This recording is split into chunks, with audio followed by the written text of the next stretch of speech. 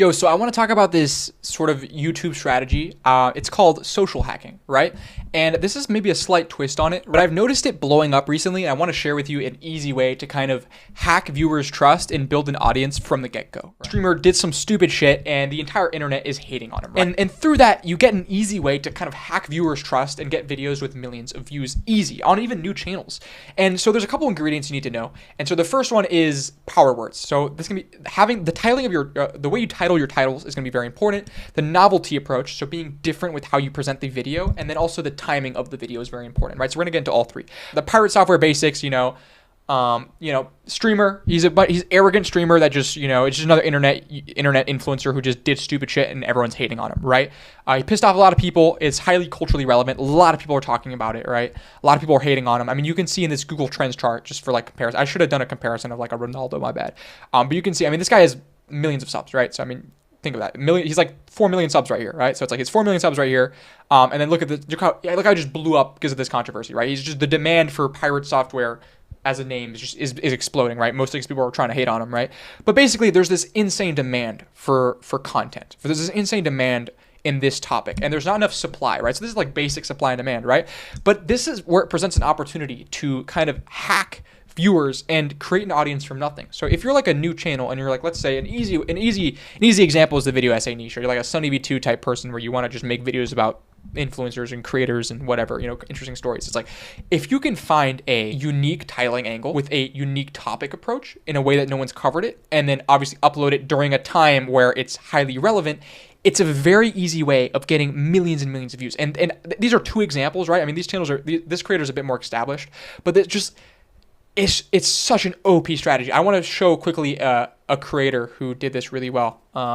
Coding Jesus. He's a guy who talks about, obviously, coding. He just yaps about coding, and he made a recent video going over this guy Pirate Software is a code developer, so he made a recent video going over his code. And look at this.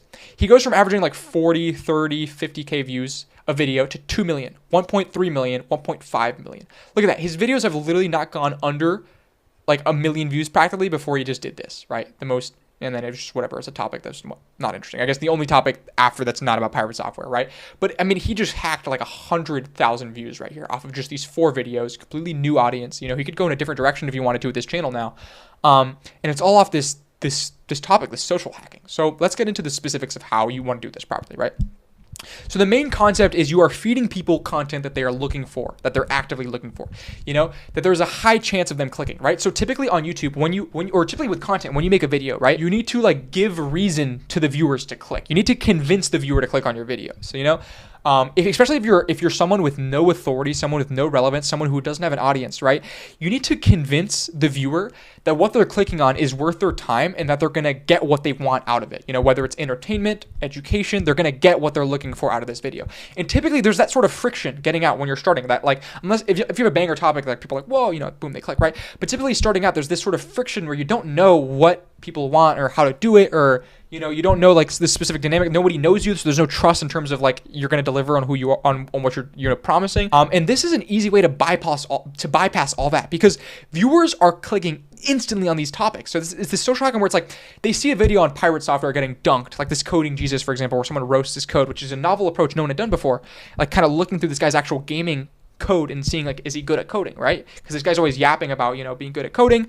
Is he actually good? And it's a novel approach no one took, and you kind of hijack the click because people are already looking for content to kind of hate or clown on this guy. They're already looking on content about this guy, and you just sort of slide in this angle that they're like, these like hungry wolves are like, holy shit, I need to see this, right? And so you're basically hacking the click where viewers are instantly clicking. They don't even think about it. They don't even care if like, who is this YouTuber? They don't care about building this trust, about this established. You're giving this topic that people are super in demand for, and you're supplying a unique angle for that, right? And so how do you stand out with this sort of thing, right? A lot of this comes down to just the way you present the content, right? And like the specific direction you take the content, right?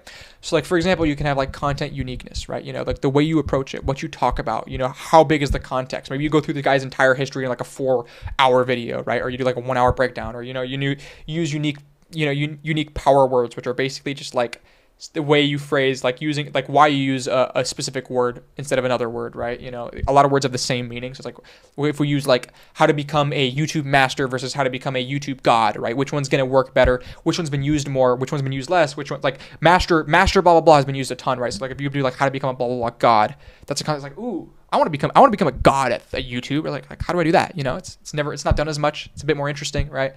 Yeah, and then just also timing. But basically, you basically want to just provide a fresh perspective on things, or provide a bigger picture perspective on things, and then extrapolate that with these sort of unique titling, so it feels different from all the other people trying to do the same thing as you, and then the content slightly different. You can get a ton of people to just watch your video without building any authority, without building any trust, without even like coming up with a banger idea, right? So here's a really good example of this done properly, right?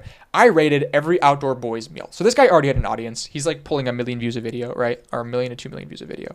But this video did substantially better than normal, right? And obviously you can tell where I'm going with this, right? The Outdoor Boys, massive YouTube channel with like 15 million subscribers, retired or quit, you know, made a whole video monologuing about how, you know, whatever, he's just stopping for now, right? And so this guy takes advantage of that momentum with the Outdoor Boys, of that huge momentum of everyone talking about this guy, the cultural relevancy, right? And he makes a video like rating making all the food this guy's ever made on his channel and all this stuff. And it links very well with his channel about food and the Outdoor Boys channel about survival and like making food while trying to survive, right? And these topics link really well. It's a unique topic. It's a unique approach. No one's done it before. Yeah, and then I guess the unique keyword comes in the fact that no one's done this topic before, so the title is going to be very unique, right? And boom, he just hacks views. He gets 8 million views. And these people don't need to really think about like, ooh, is this a banger idea? Is this whatever? You know, they click because there's already that demand. There's like, we want to see this content about this guy, right? Yeah, I think that the benefits with this sort of strategy is really just you're able to create a unique content bucket where you can have like your regular whatever your content is. So like you just do normal content that you normally do. And then whenever there's this sort of culturally relevant, like social hacking play, you can create a bucket where you occasionally hop and talk about these topics and relate these topics to your niche to where you can hit a broader audience. Yeah, it's easy content. It's easy bangers. Like you don't need to spend a ton of time making a perfect video because there's already that demand. So people just want the content. So if you just do a good enough video with a unique enough approach, it's going to get views. It's very low effort, you know, you don't need to really spend like hours coming up with a banger idea because like the topic is really relevant. So you just need to find a unique way to angle it and boom, you're good. And then, yeah, it's just an easy win. And I think I want to expand a little bit more on like cultural relevance and what it is. So for example, like these guys are perfect examples, right? So we have 2 YouTubers. One is like 16 million subs. One is like, I'm pretty sure he's like 4 million subs, and I could be getting it wrong, but like around that mark, right? So in a sense, when you have millions of followers, right, you're pretty relevant. I mean, you're pretty, like you're known. You're like a niche celebrity, right? People know you in the space, in like the social media YouTube space of food, right? They'll know you, or in that specific niche you're in, right? But this guy, like he's big, right? He's known. But what launched him into cultural relevancy where everyone is talking about him and he's big in the moment is the retiring aspect. Is this big sort of sudden decision, this big event happened that caused him to you know, this sort of chain reaction on the internet, you know? And so there's this insane amount of eyeballs on him at the moment. Even though he's massive, if he hadn't retired and he was just uploading videos regularly like he normally does, he wouldn't have the attention he has right now. He's still big, he's still well known, but he wouldn't have that like laser focused cultural relevancy, that laser focused attention. And so that's the sort of thing, is like the cultural relevance is different from being known or being famous. It's like, are you like, can I go walk up to like my little brother who's like knows all the social media trends and be like, yo, do you know this guy? And he's like, yeah, I know this guy, you know?